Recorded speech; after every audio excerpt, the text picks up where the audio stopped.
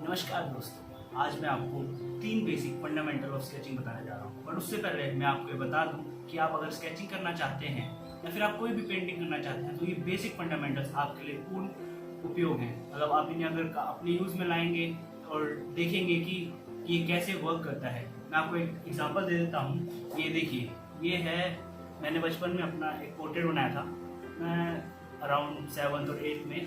सो आप देख सकते हैं कि ये कैसा डल दिख रहा है, मतलब एग्जैक्टली नहीं दिख रहा, प्रोपोर्शन पूरे नहीं है, शेड्स अच्छे नहीं है, ये डिटेलिंग वर्क भी काफ़ी अच्छा नहीं किया है मैंने। बट मैं आपको एक और स्केच दिखाता हूँ जो मेरे पास, मैंने उसी सेम पेंसिल से बनाया है और मेरी स्केचबुक में है। ये देखिए, ये वाला स्केच। अब आप देख सकते हैं ये किसी पूरे व्यक्ति का है। मैंने ऑनलाइन ये गूगल किया था। अब देख सकते हैं कि ये स्केच कितना अच्छा लग रहा है। ये डार्क शेड्स, डिटेलिंग जो मैंने वर्क दिया है, इसकी वजह से ये ऐसा लग रहा है कि उभर के बाहर रहा है। मतलब आप इसके इमोशंस को पढ़ सकते हैं बेसिकली देखा जाए तो मैं बस यही आपसे कहूँगा कि आप ये वीडियो अंत तक देखें और एंजॉय करें।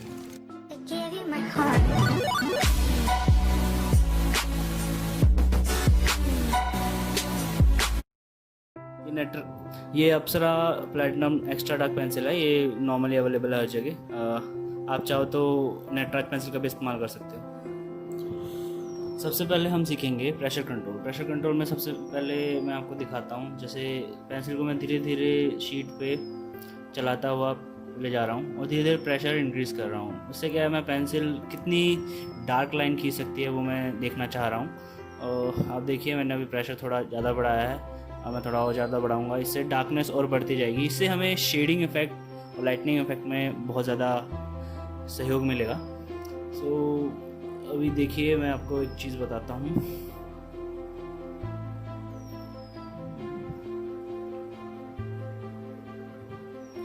और थोड़ा डार्क करके देख लेते हैं। ये देखिए कितनी डार्क चल सकती है पेंसिल।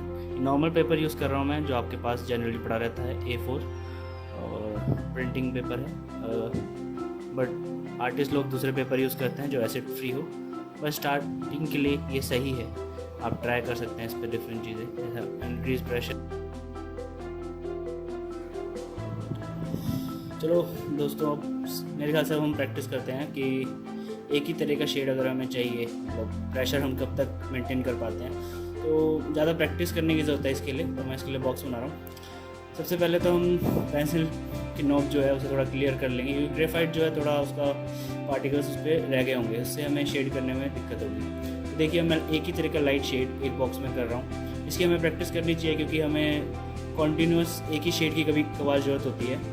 धीरे धीरे प्रेशर इंक्रीज़ करके हम दूसरे बॉक्स में कर रहे हैं। ये थोड़ा सा डार्कर है उससे, बट मैं मेंटेन नहीं कर पा रहा, आप देख सकते हैं। तो ये थोड़ा प्रैक्टिस के साथ आता है। मैं थोड़ा और डार्क कर रहा हूँ। आप देख सकते हैं इसमें मैंने काफ़ी थोड़ा अच्छे परफेक्शन के साथ एक ही प्रेशर मेंटेन रखा है और उसे डार्क किया है। ये उसे थोड़ा और डार्क कर रहे हैं।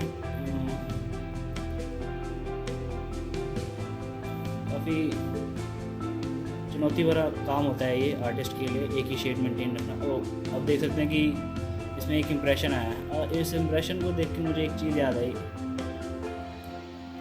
बचपन में हम लोग इम्प्रेशन से ही आर्ट वर्क बनाते थे। अगर आपको याद हो तो मैं दिखाता हूँ आपको। ये देखिए, मैं सिक्का लाता हूँ, 2 रुपये का सिक्का है मेरे पास। हम इसको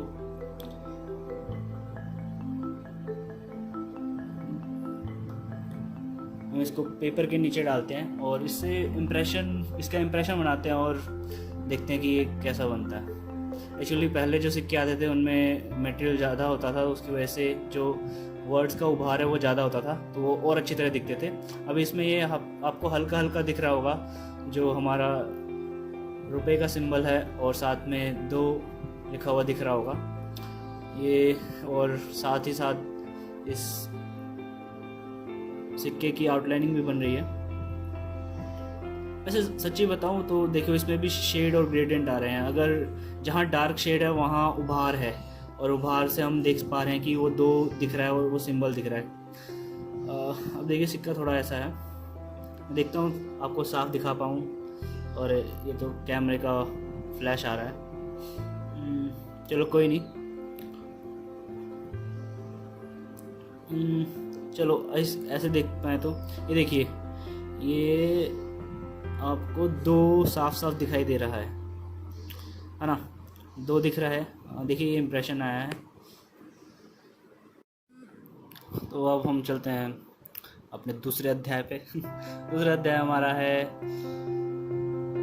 शेडिंग, स्मूथ शेडिंग।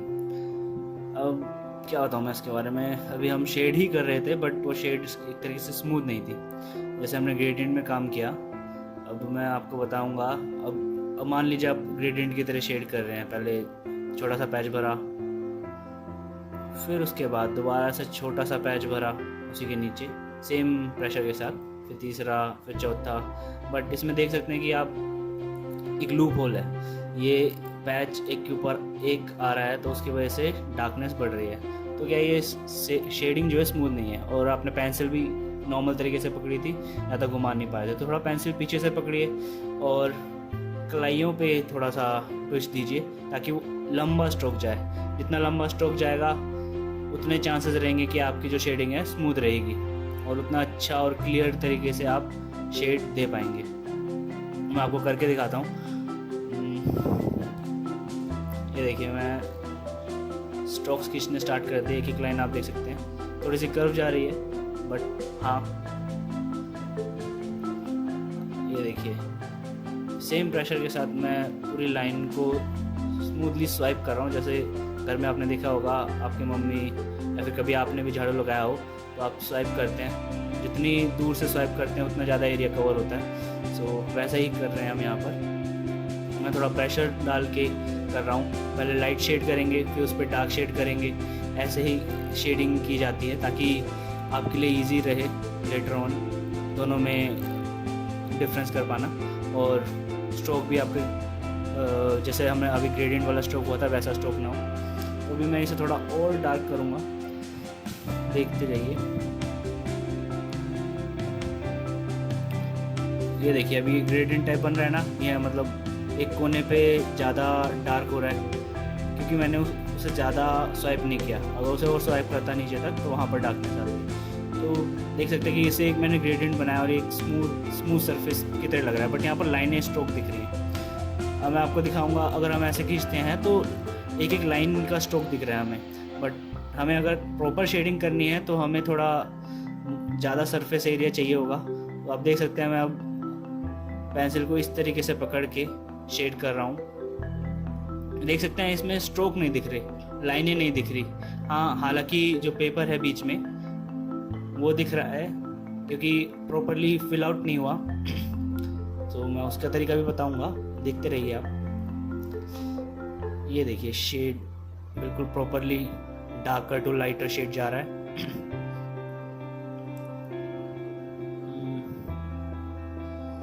सो इसे ब्लेंड करेंगे अपने फिंगर से, या फिर आप कॉटन ले सकते हैं, पेपर ले सकते हैं। उससे क्या होगा, जो एरिया जो पैचेस आपको दिख रहे हैं बीच में वो रह गए हैं, उसे ब्लेंड करेंगे। तो स्मूथनेस आप देख सकते हैं कैसी स्मूथनेस है। अभी मैं आपको ब्लेंड करके दिखाऊंगा अपने फिंगर से।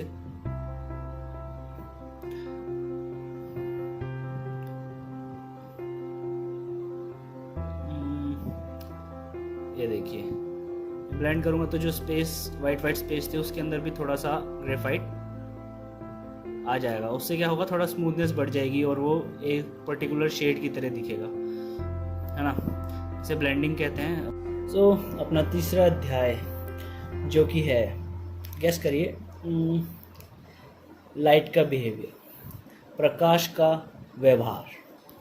सो देखा जाए तो जो भी हम स्केचिंग करते हैं उसमें लाइट का बहुत ज़्यादा उपयोग होता है। Think a thing in light. मैं सोच रहा हूँ एक कार्टन बॉक्स या फिर कुछ भी, बट अभी मैं आपको एक टेप दिखा रहा हूँ। इस टेप में आप देख सकते हैं कि जैसे टेप पे रोशनी पड़ रही है उसके हिसाब से इसका शेडो बन रहा है एक एंगल पे। तो मैं आपको एक अभी जस्ट बना के दिखाऊंगा एक क्यूबॉइड जो कि ओपेक है। मैं ओपेक क्यों बता रहा हूँ वो मैं आपको अभी बताऊँगा। देखिए मैं बनाना स्टार्ट कर रहा हूँ। मैंने सबसे पहले तो क्यूबॉइड बनाने की कोशिश की, मतलब क्यूबॉइड बनाया। फिर मैंने सोचा कि कोई लाइट सोर्स हो, मैं लाइट सोर्स बनाया। अब जैसे कि आप देख सकते हैं मैंने इसकी परछाई बनाई और उसको शेड करा। मैं यूनिफॉर्म शेड नहीं कर रहा हूँ, बट आपको दिखाने के लिए कर रहा हूँ सिंपल शेडिंग। अभी देख सकते हैं कि जो सबसे नीचे वाला सतह है उस सतह को मैंने डार्क किया है, ताकि वो डार्कर बिल्कुल लाइट से रीच में नहीं है तो बिल्कुल डार्क दिखेगा और उससे आउटलाइनिंग बन के आएगी। अभी देख सकते हैं कि मैंने जो पहले शैडो बनाई है वो सही नहीं बनाई है। मैं लाइन को स्ट्रेट कर रहा हूँ। लाइन जैसी स्ट्रेट हुई, क्योंकि light always travel in light straight line, तो जब लाइन स्ट्रेट की तो उसके हिसाब से मैंने शेडो बनाना स्टार्ट किया। तो आप देख सकते हैं कि अगर आप कोई भी स्केच बनाए तो आपको ये सब चीज़ों का ध्यान रखना है कि अगर कोई भी डिटेल वर्क आपका देखता है तो ये सब ज़रूर दिखेगा। तो डिटेलिंग में देखा जाए तो आप देख सकते हैं कैसे मैं लाइन ड्रॉ करता हूँ, तो उसके थ्रू ही वो पास हो रहा है हमारा शेडो। सो बेसिकली ये एक छोटा था। अब मैं आपको दूसरा स्केच बना के दिखाऊंगा, जिसमें मैं एक और नई चीज़ बताऊंगा। अभी मैं स्फीयर बना रहा हूँ। देखो दोस्तों, देखा जाए तो सरफेस हमारा जो है रिफ्लेक्ट करता है।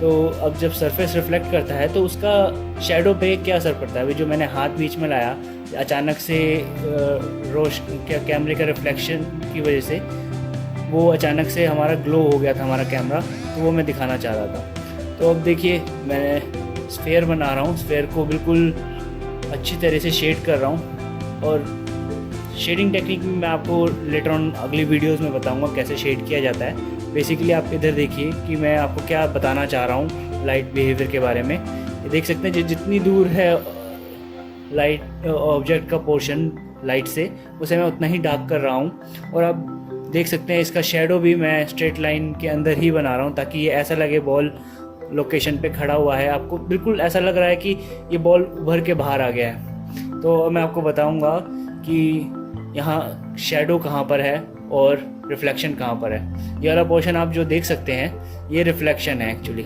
सरफेस का। सरफेस के रिफ्लेक्शन से जो लाइट आई होगी बॉल पे, वो उसे थोड़ा ब्राइट कर देती है, तो वहाँ शेडो थोड़ा कम हो जाता है। और जो बिल्कुल आउट ऑफ रीच होता है सरफेस के भी, रिफ्लेक्शन के भी और लाइट के भी, वो डार्कर एरिया होता है। तो ये जो एरिया है ये डार्कर है, क्योंकि ये न लाइट के उस रीच में है ना रिफ्लेक्शन के रीच में है।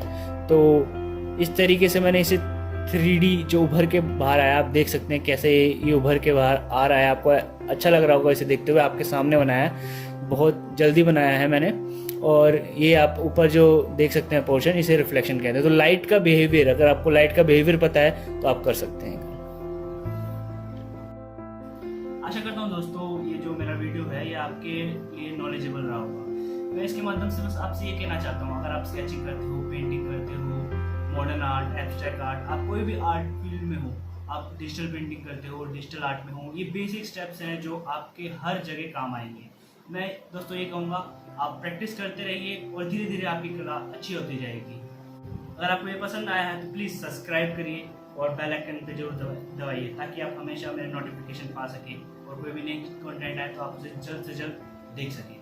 तो इसी के साथ मैं अलविदा कहूँगा दोस्तों, नमस्कार।